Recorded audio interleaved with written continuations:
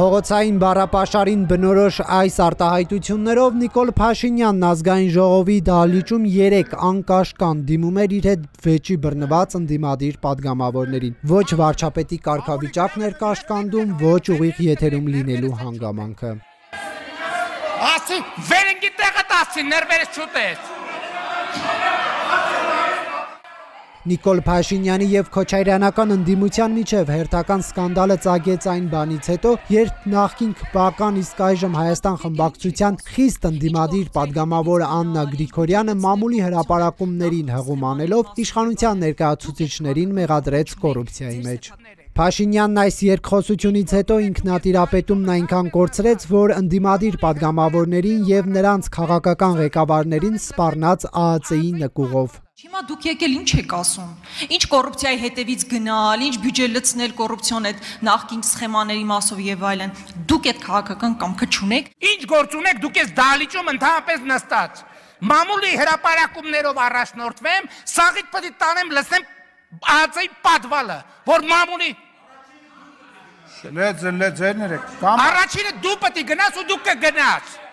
Ռոբերտ Քոչարյանի ղեկավարած դաշինքի պատգամավորները հետ չէին մնում Փաշինյանին հակադարձելով նման բառապաշարով։ Հանգստացի, ինչ պիտի անես, մոչես գալու չքես, ինչ ես անելու, ինչ ես անելու, իմանդ եմ դրի,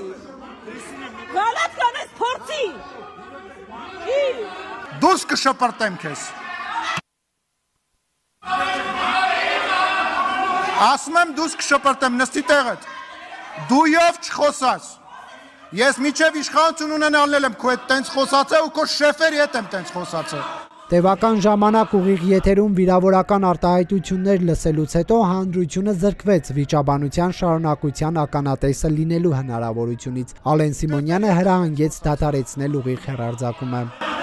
Ընդմիջում Դրանից հետո խորհրդարանում աշխատող Նյուզեեմի լրագրողը ֆիքսել է, թե ինչպես է Նիկոլ Փաշինյանը տեղից վեր կենում ու բղավոցներով գալիս դահլիճի կենտրոն։ Հունից դուրս եկած ու ինքնատիրապետումը կորցրած Փաշինյանին փորձում է հանդարտեցնել արդարադատության նախարար Սրփուհի Գալյանը։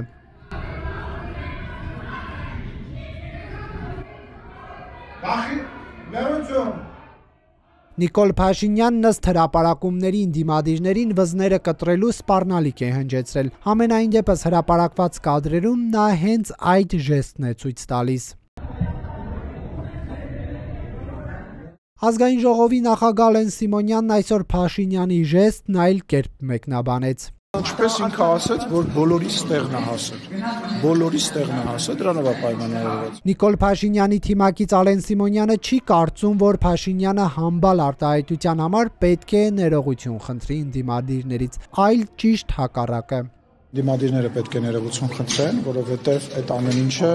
ընդդիմադիրների գործունեության, այդ լկտիության, պահվածքի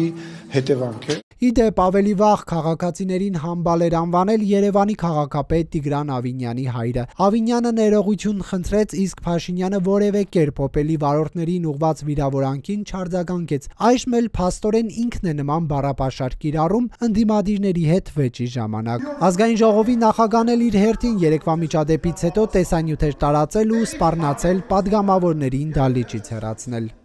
Մի ստիպեք ինձ դիմել ՊՊՑ-ի ու իրոք, այո, մարդիկ կան, հանեմ եմ դուրս, դեշ պետք է անեմ։ Քոչարյանի թիմակիցներն այժմ փորձում են հասկանալ, թե ինչպես կարող են Նիկոլ Փաշինյանի պահվածքի մասով հասնել իրավական գնահատականի։ Սովորական խուլիգանական վարքագիծ է, դա ուրիշ ոնց պետք է գնահատել։ Որ մի նորմալ, ժողովրդավարական, նորմալ երկրում հնարավոր է, որ վարչապետի պաշտոնը զբաղեցնող անձը, նույնիսկ վարչապետի պաշտոնը զբաղեցնող անձը չէ, սովորական պաշտոնյան քաղաքացին կարող են նման հայտարարություններ հնչեցնել։ Բնականաբար այդ հայտարարությունները պետք է համապատասխան հետևանքներ ունենան եւ մենք կզբաղվենք այդ հարցով։ Հետևանքը իրավապահներին եք պատրաստում դիմել։ Նաեւ իհարկե ինքը դրանից հետո բնականաբար եթե մենք կրկնում եմ նորմալ երկիր լինեինք, ինքը պետք է ներողություն խնդրեր։ Մայիսի 7-ին խորհրդարանում տեղի ունեցածն առաջին դեպքը չէ, երբ քաղաքական բանավեճը վերածվում է անձնական վիրավորանքներով զուգորդված լեզվակռվի։ 8-րդ գումարման ազգային ժողով ժողովում ծեծը, վեճն ու հրմշտոցը սովորական են դարձել։ Իշխանական ու ընդդիմադիր պատգամավորներն ըստ էության առանձնապես ջանք չեն գործադրում, որ ազգային ժողովի քարոզիա նիստերը խաղաղ անցնեն։ Ընդամենը 2 շաբաթ առաջ պատգամավորները գործի էին դրել ձեռքերը, երբ բանավեճ էր ծավալվել ցեղասպանությունը եւ Արարատը ուրանալու փոխադարձ մեղադրանքների շուրջ։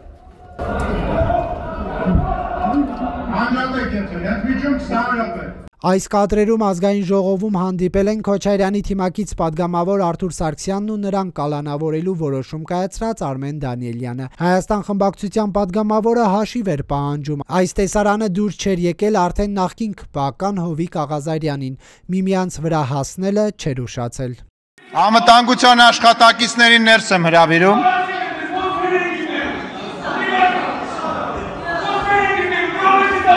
Մի հատ Արթուր Սարգսյանին դուրս բերեք։ Իսկ այս աղմկոտ միջադեպից ուղիղ 1 ամիս առաջ ականատես էինք եղել բռնություններով ուղեկցված մեկ այլ միջադեպի։ Այս անգամ էլ ամեն ինչ սկսվել էր նրանից, երբ պատիվ ունեմ խմբակցության պատգամավոր Թագուհի Թովմասյանը հայտարարել էր, որ ի նշան բողոքի ազգային ժողովի ամբիոնից չի հեռանա։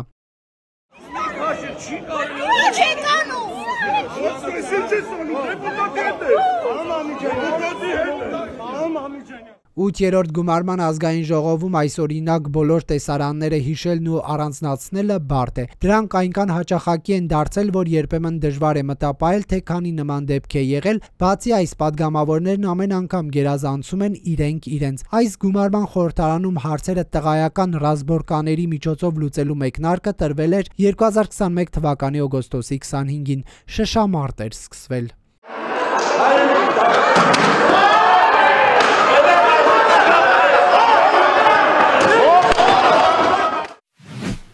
Արտասահմանից մեկ հյուր է գալիս, բոլորի հանում են, ասում են, ես ուզում եմ, որ մենք հիանանք